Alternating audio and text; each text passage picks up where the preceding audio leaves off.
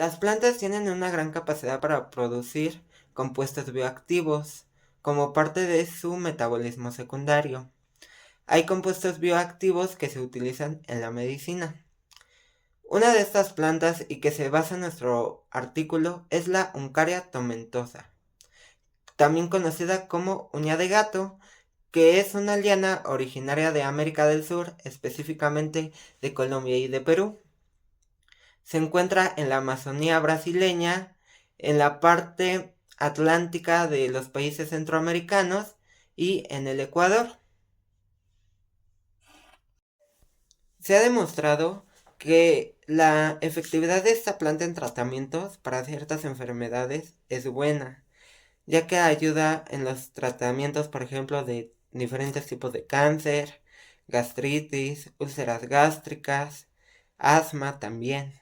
Y también se ha demostrado que tiene ciertas reacciones como citotóxicas, antiinflamatorias y antioxidantes. Las propiedades medicinales de esta planta se atribuyen a la síntesis de una gran variedad de metabolitos secundarios, como el de los alcanoides, fenoles, flavoides y esteroles. Dada la importancia de esta planta, lo que se ha buscado es hacer sistemas de cultivo utilizando herramientas biotecnológicas para la producción a gran escala de oxidón alcaloides, por medio del cultivo de las células de la misma especie. El cultivo de células vegetales en suspensión es una herramienta que nos permite conocer varios aspectos del cultivo, como el comportamiento metabólico, el fisiológico y bioquímico de la célula. Al igual nos va a permitir poder optimizar y controlar las condiciones de cultivo para la producción de biomasa.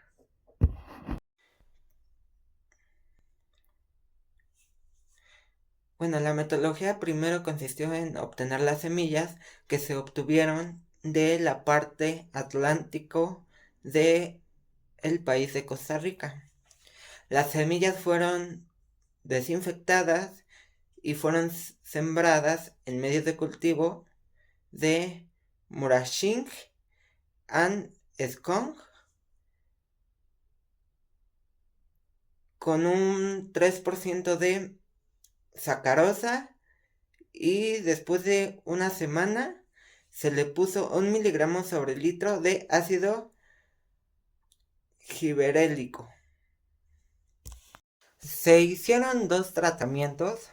El primero fue hecho por medio basal de vitaminas y sales y 1 miligramo sobre litro de indulbutírico, mientras que el segundo fue hecho por medio de un suplemento que estaba compuesto de 2 miligramos sobre litros de ácido 2,4 diclorofenoxlacético y también 1 miligramo sobre litro de ácido 3 indolbutírico. Una vez que se le agregó estos tratamientos, se le ajustó pH a 5,7 y se dejó a una temperatura de 27 grados Celsius por el tiempo de 30 días. Una vez que pasaron los 30 días, se obtuvo 100 gramos del tallo y se tomó esos 100 gramos de tallo para poder ver la morfología de la planta. Se colocó en una gota de agua destilada, se colocó el tallo, un pedacito del tallo, y después se le hizo una tinción con azul de Evans para poder determinar su viabilidad. ¿Y qué obtuvieron como resultado de estas investigaciones? Se obtuvo que al hacer el corte para las plantas se generó un callo, y a este proceso se llama callogénesis. ¿A qué se refiere esto? Que en la parte de la planta donde se realizó el corte se empieza un cúmulo de crecimiento celular, y es por eso que se llama callo, porque se hace como una tipo bolita donde se hizo el corte, que es lo que se genera por el crecimiento celular. Después de haberlo cultivado, se tuvieron varios tratamientos. El tratamiento control no se le pusieron ninguna hormona de crecimiento ni ningún regulador, simplemente era el medio de cultivo. Por el otro lado, se generó un medio de cultivo y se le pusieron los reguladores de crecimiento, hormonas como auxinas en este caso. Se obtuvo que los primeros 15 días ninguna de las dos plantas tuvo un cambio, pero cuando se le acabó los nutrientes a la planta en el medio de control, pues esta murió. Por el otro lado, la planta que sí tenía los medios de crecimiento, las hormonas y demás, fue favorable y, y pues hubo un crecimiento. En este caso, el éxito del crecimiento de U tomentosa comprobó y fue acorde a lo planteado que el 2-cloro-diclorofenociacético sí trabaja como una hormona, como una auxina, y que estas auxinas sí estimulan el proceso de cariogénesis, que estimula el crecimiento celular, la división celular, y que estas células pueden ser ocupadas para la obtención de metabolitos secundarios, como ya lo dijeron. Estos participan en los procesos de contra la inflamación, contra la gastritis. Estos también son antioxidantes, lo que para nosotros puede ser un beneficio. En las imágenes podemos obtener las células que tuvieron a partir del callo, que hicieron crecer y que posteriormente fueron cultivadas en suspensión para poder ser apartadas y obtener de estos nada más los metabolitos que nosotros buscamos. Eh, Podemos obtener estas células que vemos en las imágenes, que son alargadas. Estas células son del mesófilo en crecimiento, y que durante el crecimiento es donde liberan estos metabolitos secundarios que a nosotros nos interesan.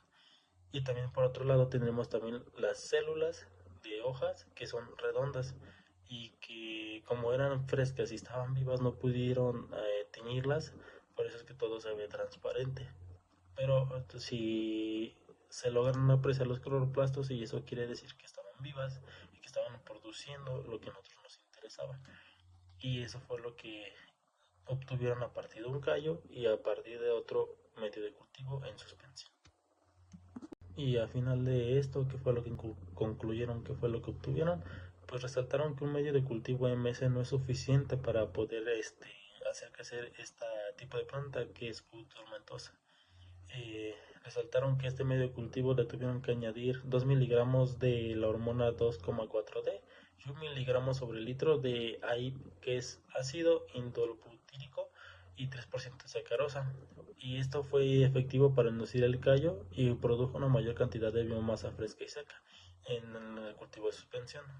¿Esto a qué se refiere? Que en el medio de suspensión, cuando ustedes con ellos pusieron todas estas células, generaron los metabolitos y que fueron pesados en fresco, o sea, el peso inicial, el peso final, durante el proceso de cultivo, y que después del tratamiento fue secado, fue obtenido como un polvo, eh, también fue mayor con este medio de cultivo que sin el medio de cultivo. Y podemos observar